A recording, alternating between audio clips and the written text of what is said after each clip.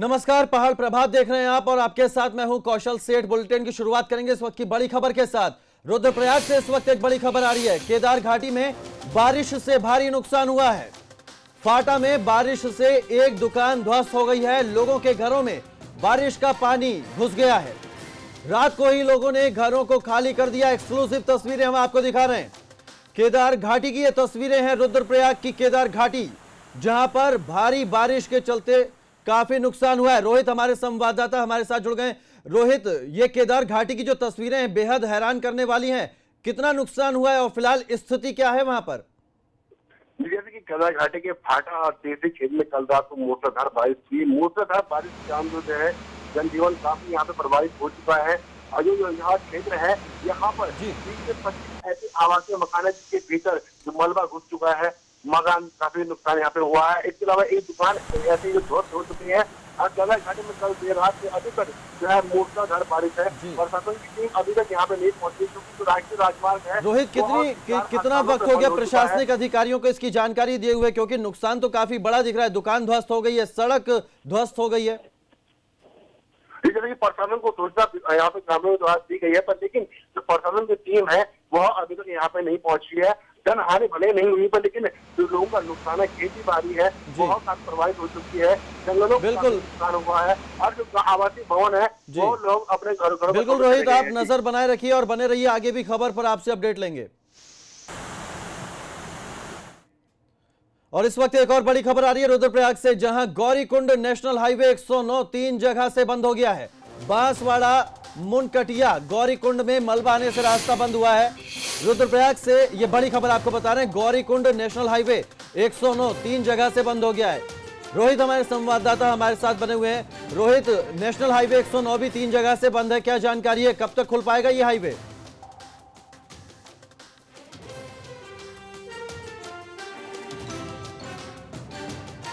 लगता है संपर्क टूट गया है रोहित से हमारा, लेकिन बड़ी खबर आपको बता रहे हैं। गौरीकुंड नेशनल हाईवे 109 3 जगह से बंद हो गया है।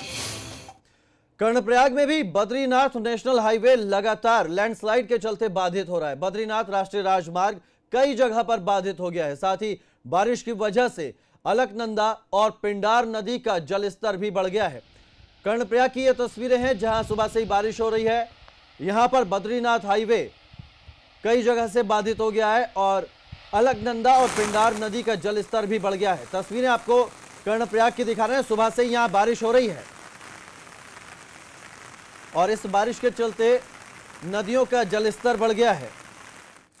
अलकनंदा और पिंडार नदी का जलस्तर बढ़ गया है। लोगों की मुश्किलें कहीं ना कहीं लगातार बारिश से बढ़ती जा रही हैं।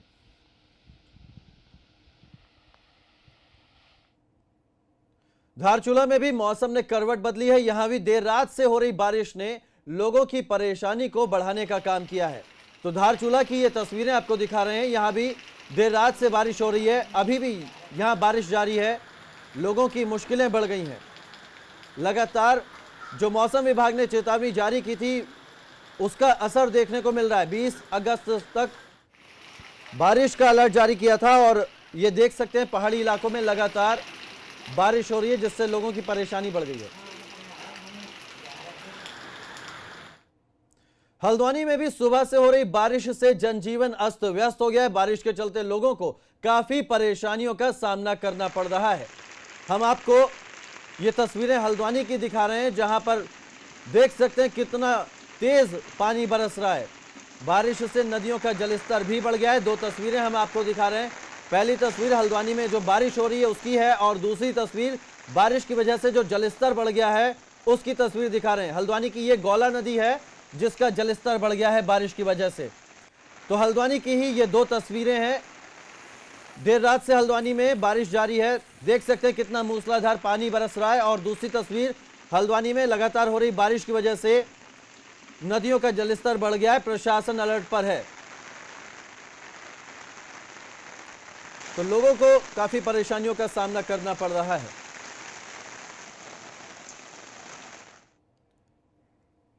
तो आपको बताते हैं कि उत्तराखंड में लगातार मौसम अपना मिजाज बदल रहा है। पहाड़ से लेकर मैदान तक कुदरत का रौद्र रूप देखने को मिल रहा है। मौसम के कहर से आम जनजीवन अस्त व्यस्त है। ऐसे में मौसम विभाग ने 20 तारीख तक उत्तराखंड के कई जिलों में भारी बारिश की संभावना जताई है। मौसम विभाग के मुताबिक पिथौरागढ़, बागेश्वर, चमोली में भारी से भारी बरसात की संभावना है। इसके साथ ही देहरादून, पौड़ी और नैनीताल में भी 20 तारीख तक भारी बारिश हो सकती है। तो अभी भी लोगों को बारिश से निजात नहीं मिलने वाली है। मौसम विभाग ने 20 अगस्त तक अलर्ट जारी किया है भारी बारिश का। पिथौरागढ़, बागेश्वर और चमोली में भारी से भारी बारिश हो सकती है। ज्यादा जानकारी के साथ सीधे रुख करते हैं देहरादून से हमारे संवाददाता रवि कैंतुरा का। रवि हमारे साथ जुड़ गए। रवि, जिस तरह से सुबह से हम तस्वीरें दिखा रहे हैं अपने दर्शकों को, लगातार पहाड़ी इलाके हों या मैदानी इलाके हों, बारिश हो रही है।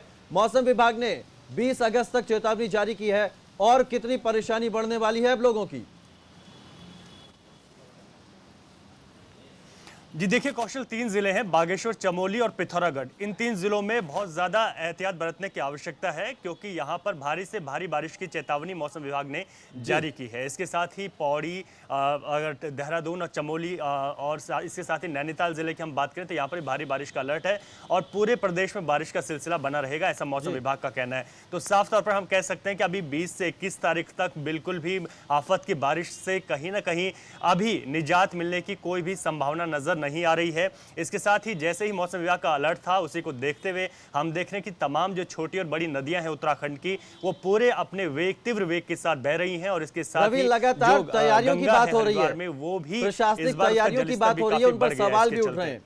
प्रशासनिक तैयारियों पर सवाल भी उठ रहे हैं क्योंकि कहा जा रहा था कि मानसून के पहले से ही तैयारियां कर ली गई हैं, लेकिन अब जो तस्वीरें आ रही हैं वहां तैयारियां सारी धराशायी हैं। विपक्ष भी इस मुद्दे को विधानसभा में उठा सकता है। ऐसे में ये क्या इसको लेकर क्या कुछ जानकारी मिल पा रही है कि प्रशासनिक तैयारियां कहीं ना कहीं जमींदोज हुई हैं? जी देखिए कौशल, शुरुआत से इस बात पर का जो है आकलन लगाया जा रहा था कि जो बरसात का मौसम है इसमें उत्तराखंड के कई जिलों में भारी नुकसान होता है, लैंडस्लाइड होती है और ऐसे में प्रशासन को चौकन्ना रहना चाहिए। हमेशा जो दावे होते हैं वो इस बार भी नजर आ रहे हैं क्योंकि जो रेस्क्यू टाइम है वो कम से कम होना चाहिए, लेकिन ऐसा नहीं हो रहा है क्योंकि ऐसे दूरस्थ इलाके हैं, ऐसे संवेदनशील इलाके हैं कि वहाँ पर रेस्क्यू करना आसान नहीं होता। ऐसे में जो प्रशासन की तैयारियां थी वो फिलहाल उनकी पोल खुलती हुई इस बारिश में नजर आ रही है। इसके साथ ही हम देख रहे हैं कि कई जिंदगियां जो इस बारिश से लील हो गई हैं, कई जो है जगह तो लगातार ये आफत आगे भी जारी रहने वाली है। रवि, आप हमारे साथ बने रहिए। फिलहाल इस जानकारी के लिए शुक्रिया। आगे भी खबरों पर आपसे अपडेट लेंगे। उत्तराखंड में कई दिनों से लगातार हो रही मूसलाधार बारिश ने आम जनजीवन पर ब्रेक लगा दिया है। हालात इतने खराब हो चुके हैं कि बारिश का पानी रिहायशी इलाकों में घुस गया है। इतना ही नहीं, अस्पतालों में भी बारिश का पानी घुस गया है। ऐसे में मुख्यमंत्री त्रिवेंद्र सिंह रावत ने देहरादून के जिलाधिकारी को इस बात के निर्देश दिए हैं कि जो लोग नदी और नालों पर अतिक्रमण किए हुए हैं उनको वहां से विस्थापित कर दिया जाए, क्योंकि अतिक्रमण के कारण ही पानी की निकासी नहीं हो पाती है और पानी रिहायशी इलाकों में घुस जाता है। जिलाधिकारी को कल शाम मैंने बुलाया था और उनसे कहा गया है कि आप उसके लिए एक योजना बनाएं। जो एक्सपर्ट हैं ड्रेनेज सिस्टम के, सिंचाई विभाग है या कोई अन्य कोई, हमारे पास कोई और एक्सपर्ट कोई इंजीनियर है, उसको लेकर के एक प्लान बनाएं ताकि जो अतिवृष्टि के कारण जो समस्याएं उत्पन्न हो रही हैं उनको कम किया जा सके। तो सीएम त्रिवेंद्र ने डीएम को निर्देश दिए हैं कि जहां भी अतिक्रमण है उनको कम किया जाए जिससे रिहायशी इलाकों में पानी ना भरे। उत्तराखंड विधानसभा में आपदा के मुद्दे को लेकर विपक्ष सरकार को घेरने की तैयारी कर रहा है। प्रदेश में लगातार हो रही बारिश से कई जगह आपदा जैसे हालात हो गए। पिथौरागढ़ क्षेत्र में आई आपदा को लेकर नेता प्रतिपक्ष इंदिरा हृदयेश ने सरकार पर जमकर हमला बोला है। में सबसे बड़ा हमारा मुद्दा आपदा ही होगा। हम बाकायदा पूछेंगे कि वो श्वेत पत्र हाउस में प्रस्तुत करें कि आपदा के दिनों में क्या काम उन्होंने किया, कितने घरों में मलबा घुसा उसे हटाया गया, जिसका घर टूट गया क्या उसका विस्थापन की व्यवस्था की गई, ये सब सवाल पूछेंगे। बहुत बुरा हाल है और जनता भारतीय जनता पार्टी के शासनकाल में बुरी तरह त्रस्त हो चुकी है। उसे ये समझ में नहीं आ रहा वो शिकायत करने कहाँ जाए। कोटद्वार में सोशल मीडिया पर एक वीडियो वायरल हो रहा है। इस वीडियो में एक चिता पानी के सैलाब में बहती दिख रही है। कहा जा रहा है कि यह वीडियो दुगड्डा का है, लेकिन एबीपी गंगा ने जब वीडियो की पड़ताल की तो मामला कुछ और ही निकला। चलती चिता को बहा ले गई नदी। देखते ही देखते पानी के साथ बह गई चिता। नदी में अचानक आया सैलाब।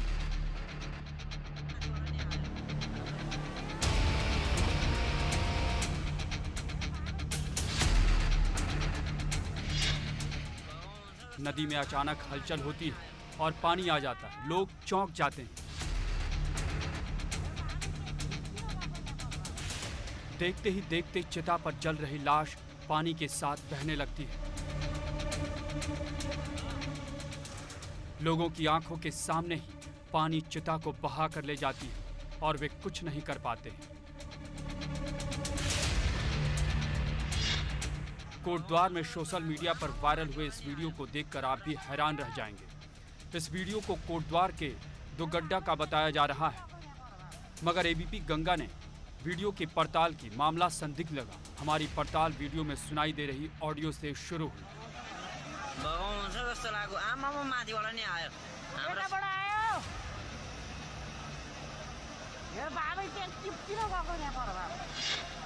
कुछ लोग एक सूखी नदी के बीच शव का दाह संस्कार कर रहे हैं, मगर तभी अचानक नदी में पानी बहकर आता है।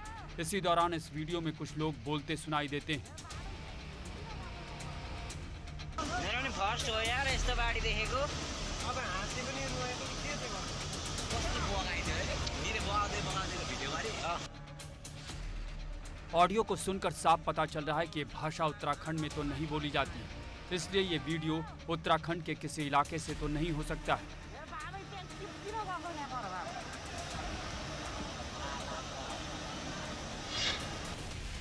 हमने इस वीडियो की पड़ताल की तो पता चला कि 14 अगस्त को भी ये वीडियो YouTube पर अपलोड की गई थी, जिसमें इस वीडियो को नेपाल के इलाम जिले का बताया गया है। और जिस नदी में लोग दाह संस्कार कर रहे थे वो नेपाल की फाकचोक नदी है। मतलब साफ है कि ये वीडियो कोटद्वार का नहीं है, इसलिए ये आपके लिए भी जानना जरूरी है कि इस तरह की वीडियो को बगैर सच जाने वायरल नहीं करें। Bureau report, ABP Ganga. Tehri में बारिश की वजह से टिहरी डैम की झील का जलस्तर बढ़ रहा है। जलस्तर बढ़ने के साथ ही झील से लगे गांव में भूस्खलन और भू धसाव बढ़ने लगा है, जिससे ग्रामीण दहशत के साए में जीने को मजबूर हैं। झील का जलस्तर बढ़ने से मकानों में दरारें पड़ गई हैं, तो कई मकान खंडहर हो चुके हैं। वहीं लगातार हो रही बारिश से ग्रामीण डरे हुए हैं और रात भर जागने को मजबूर हैं। तो टिहरी झील का जलस्तर बढ़ गया है। इसमें देखिए जो भी ऐसे मामले थे जो कि कोलेटरल डैमेज की वजह से जो भी जिन गांवों को एक्सपर्ट कमेटी ने यह रिकमेंड किया था कि इनको या तो विस्थापित किया जाना चाहिए या फिर उनको मुआवजा दिया जाना चाहिए, उनके संबंध में कुछ कार्यवाही पूर्व में हो चुकी है और कुछ स्थानों पर भूमि की ढूंढ जारी है जहां पर उन लोगों को विस्थापित किया जाना है। इस संबंध में हमने टीएचडीसी से भी मीटिंग कर ली है और जैसे ही भूमि प्राप्त होगी, टीएचडीसी की सहमति भी प्राप्त होगी, तत्काल हम लोग भी उस पर कार्यवाही शुरू करेंगे। और इस वक्त एक बड़ी खबर बड़कोट से आ रही है। आराकोट आपदा का 1 साल पूरा हो गया है। 2 हेलीकॉप्टर क्रैश समेत 20 लोगों की इस आपदा के दौरान मौत हुई थी। चिंबा और टिकोची में भारी नुकसान हुआ था। कई भवन और गाड़ियां भी जमींदोज हो गई थी। लेकिन आपदा के 1 साल बाद भी जो जख्म है यहाँ के लोगों के, वो भर नहीं सके हैं। टिकोची में आज भी मलबा नहीं निकाला जा सका है। तो आराकोट आपदा के 1 साल पूरे हो गए हैं। 2 हेलीकॉप्टर क्रैश हुए थे, इसमें 20 लोगों की मौत हुई थी। चिंबा और टिकोची में भारी नुकसान हुआ था। तो बड़ी खबर बड़कोट से आपको बता रहे हैं।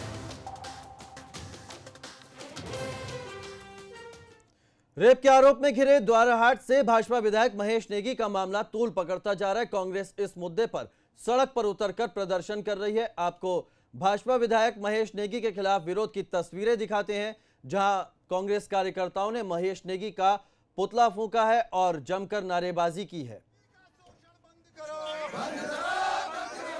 तो लगातार गरमा रहा है भाजपा विधायक का मुद्दा। कांग्रेस के कार्यकर्ताओं ने उनका पुतला फूंका है। लगातार महेश नेगी का विरोध बढ़ता जा रहा है। कांग्रेस के कार्यकर्ता सड़कों पर उतरकर पुतला फूंक कर विरोध जता रहे हैं महेश नेगी के खिलाफ।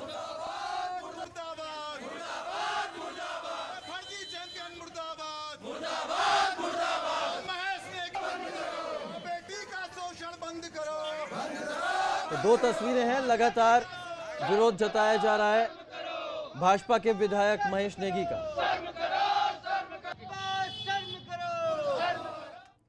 उधर इस मसले पर विधायक पर आरोप लगाने वाली महिला से खास बातचीत की एबीपी गंगा संवाददाता रवि कैंतुरा ने।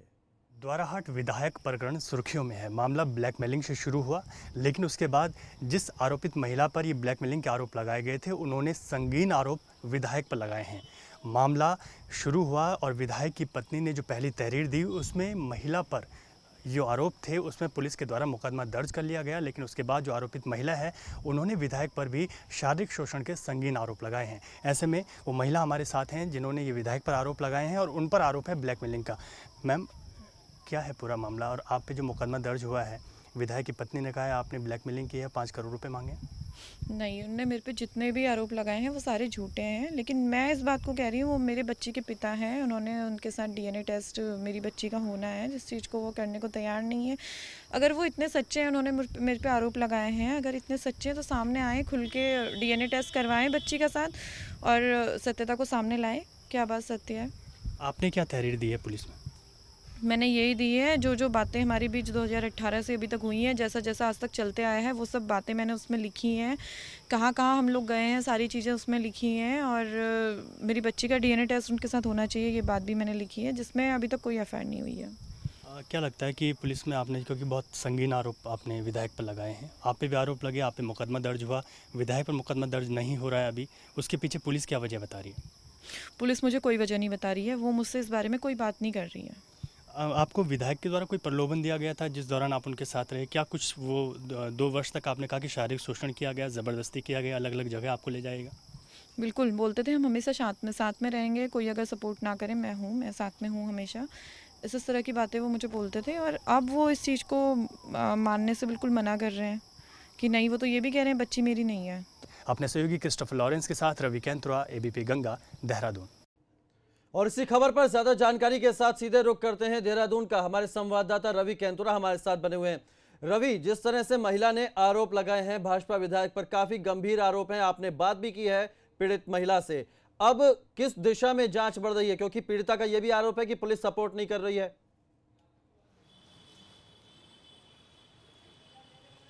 जी देखिए कौशल, मैं बता दूं कि जो जांच की बात है, जहां तक वहां पर 2 बार अभी तक विधायक को पुलिस के द्वारा अपने चौकी थाने पर बुलाया गया है, लेकिन सोमवार को भी विधायक पुलिस थाने नहीं पहुंचे। मंगलवार को भी ये इंतजार जो है जांच अधिकारियों को रहा, लेकिन उस दिन भी विधायक नहीं पहुंचे। ऐसे में साफ एक बात तो देखने को मिल रही है कि जहां एक और महिला पूरी बगावत पर उतरी नजर आ रही है, वहीं दूसरी तरफ विधायक इस मामले पर ना तो मीडिया के सामने खुलकर कुछ बोलने के लिए तैयार हैं और ना ही इसके साथ साथ पुलिस के सामने कुछ बोलने के लिए तैयार हैं। हालांकि मामला पुलिस के पास है, ये पुलिस की जिम्मेदारी है कि किस तरीके से वो बयान दर्ज करती है। इसके साथ ही बात और भी है कि जहां विधायक की पत्नी के आरोपों पर महिला पर ब्लैकमेलिंग में मुकदमे दर्ज कर दिया गया है, उनके पति पर मुकदमा है, उनकी मां पर मुकदमा है, उनके बहन और भाई पर मुकदमा है, तो इसके साथ ही विधायक पर अभी कोई मुकदमा नहीं हुआ है। पुलिस से जब हमने इस बारे में पूछा है तो उनका कहना है कि ऑलरेडी एक प्रकरण है जिस पर मुकदमे चल रहे हैं, तो अभी पूरी जांच के बाद ही विधायक पर आगे की कार्रवाई की जाएगी। सबसे बड़ी बात है आपका इस खबर पे जानकारी देने के लिए। आप नजर बनाए रखिएगा, आगे भी आपसे अपडेट लेते रहेंगे। फिलहाल वक्त हो गया एक छोटे से ब्रेक का, ब्रेक के बाद भी खबरें जारी हैं।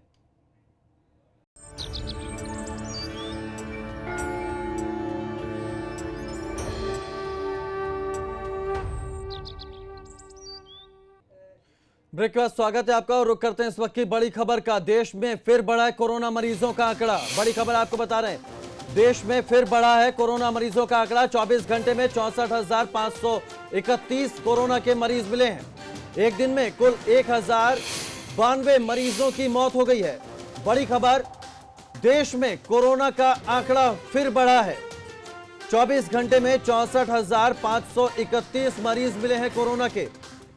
और परेशान करने वाली खबर यह है कि एक दिन में कुल 1092 मरीजों की कोरोना से मौत भी हुई है।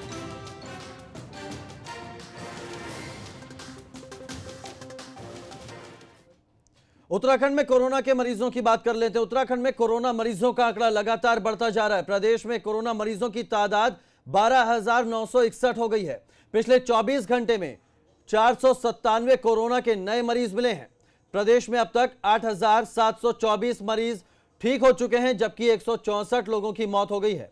एक्टिव केस की अगर बात करें तो उत्तराखंड में 4024 एक्टिव केस हैं।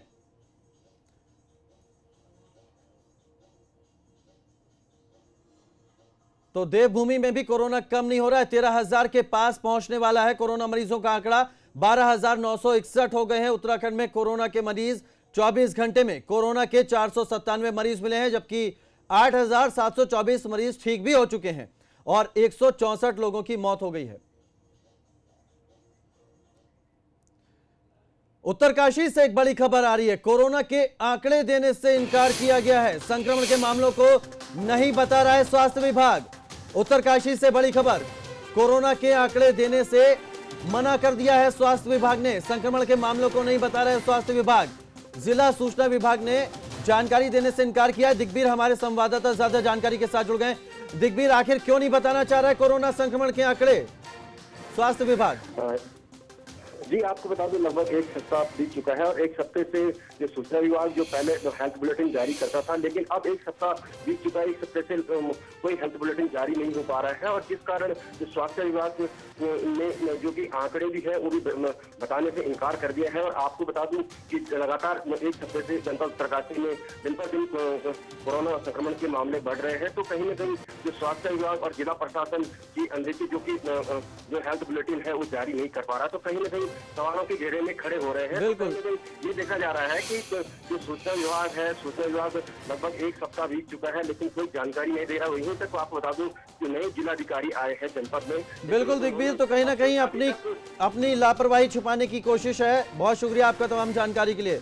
उत्तरकाशी से बड़ी खबर, कोरोना के आंकड़े देने से स्वास्थ्य विभाग ने इनकार कर दिया है। लगभग एक हफ्ते से कोई भी हेल्थ बुलेटिन जारी नहीं किया गया है। चंपावत में भाजपा विधायक पूरन सिंह फर्त्याल ने अपनी ही सरकार के खिलाफ मोर्चा खोल दिया है। विधायक का कहना है कि सरकार जीरो टॉलरेंस और भ्रष्टाचार पर काम कर रही है, लेकिन टनकपुर जौलजीबी रोड पर दिए सरकार के फैसले से आम जनता के बीच सरकार की छवि खराब हो रही है, जिसके लिए वो विधानसभा में सरकार के खिलाफ नियम 58 के तहत प्रश्न लगाएंगे और वो अपने सिद्धांतों के साथ बिल्कुल भी समझौता नहीं करेंगे। तो अपनी ही सरकार के खिलाफ भाजपा विधायक हो गए हैं। टनकपुर जौलजीबी रोड को लेकर उन्होंने मोर्चा खोल दिया है। पूरन सिंह फर्त्याल विधायक, जब सरकार ने जिला न्यायालय से उसके स्टे को खारिज करके टंडन लगाने की अनुमति मिल गई और उसके बाद 10 महीने तक सरकार सोई रही और 3 बार टंडन लगाया। 3 बार टंडन लगाने के बाद उसको अपने आप ब्रेकअप किया, जबकि टंडन पड़ गए थे 20%, 25% बिलों में भी टंडन पड़े हैं। अगर उसकी आज भी अगर जांच हो, वो टंडन खोले नहीं। तो अपनी ही सरकार के खिलाफ हैं भाजपा विधायक। टनकपुर जौलजीबी रोड को लेकर उन्होंने मोर्चा खोल दिया है। देहरादून में उत्तराखंड मेट्रो परियोजना को लेकर नगर विकास मंत्री मदन कौशिक ने अधिकारियों के साथ बैठक की। बैठक में हरिद्वार, ऋषिकेश और देहरादून में शुरू होने वाले मेट्रो प्रोजेक्ट को लेकर चर्चा हुई। आपको बता दें कि हरिद्वार में मनसा देवी और चंडी देवी के बीच रोपवे को लेकर कैबिनेट में प्रस्ताव आया है। तो मंत्री मदन कौशिक ने यह बैठक की। मेट्रो परियोजना को लेकर चर्चा हुई। मेट्रो परियोजना को लेकर अधिकारियों के साथ देहरादून में मंत्री मदन कौशिक ने चर्चा की है। तो पहाड़ प्रभात में इतना ही, लेकिन एबीपी गंगा पर खबरों का सिलसिला लगातार जारी है।